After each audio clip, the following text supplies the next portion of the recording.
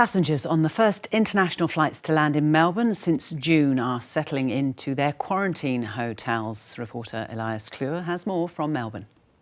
52 passengers that have arrived from Sri Lanka and Japan respectively were then bussed out to the Pan Pacific Hotel here at South Wharf. And as you can see behind me, there's actually another Sky bus which is out the front of the Novotel Hotel. Now, it's fair to say in terms of it going smoothly, it was certainly slow and steady. The buses were parked out on the tarmac at Melbourne Airport for at least half an hour, and then once they arrived in Melbourne, they were again parked for a significant period of time before the passengers were allowed to get off the bus and go inside the hotels. Now, there's a significant police presence outside the hotel. The entire footpath leading up to the Pan Pacific has been blocked off. There is about a dozen police officers outside the Pan Pacific, which we expect will be a hot hotel. Outside the Novotel, there's about 6 or 7 police officers, and there's only about 4 people in that bus. We've also seen ADF monitoring the area. It's expected there'll be about 172 ADF personnel on the ground guarding these hotels. Now, of course, once the passengers are inside, they can't leave, even for exercise. Only medical and compassionate grounds is the only circumstance in which they can leave for a short period of time. So the first arrivals here in almost 6 months. The government is confident it can be successfully managed. There'll be about 253 passengers arriving in Melbourne today, and about 1,000 is the cap for the entire week. Yeah, it's been well documented, hasn't it, Elias, the huge problems with hotel quarantine in Victoria earlier on in this year. So what exactly is the state doing differently to make sure it doesn't happen again? Well, the government has set up its own agency to manage the hotel quarantine program. So it's created the COVID-19 Quarantine Victoria Agency. It'll be run by the corrections boss, Emma Cassar. She'll be reporting to the police minister. Now, how that's different is that many people, or most of the people that will work in this program, will be working exclusively for that agency.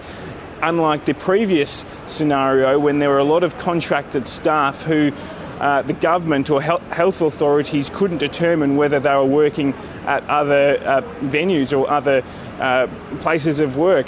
Now, additionally, there will be no security guards in this program. That's widely considered to be the cause of the outbreak and the second wave of infections in Melbourne. So it'll be exclusively police officers and ADF, as well as highly trained staff, according to the government. There'll be about 300 police officers guarding the hotels across Melbourne. As I mentioned, about 170 officers from the Australian Defence Force. And in addition to that, it's a lot stricter around people leaving, as I mentioned before. So once people are in, they can't get out. And this time around as well, people arriving at the hotels will have to pay. It's $3,000 each person and $1,000 for each additional adult. So a lot stricter, a lot tighter. And the government is hopeful, of course, that we don't see the results of the last hotel quarantine program. Yeah, certainly a big operation. Elias, there was a breach in hotel quarantine in the system in New South Wales over the weekend. It ended in Melbourne. What's been the fallout from that?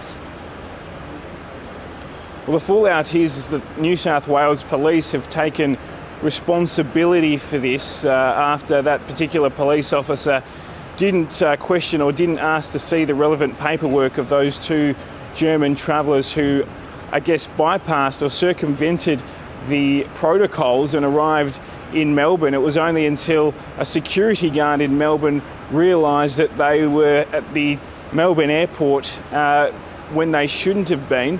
Now, they, of course, inadvertently became the first 2 people to enter Melbourne's reset hotel quarantine program.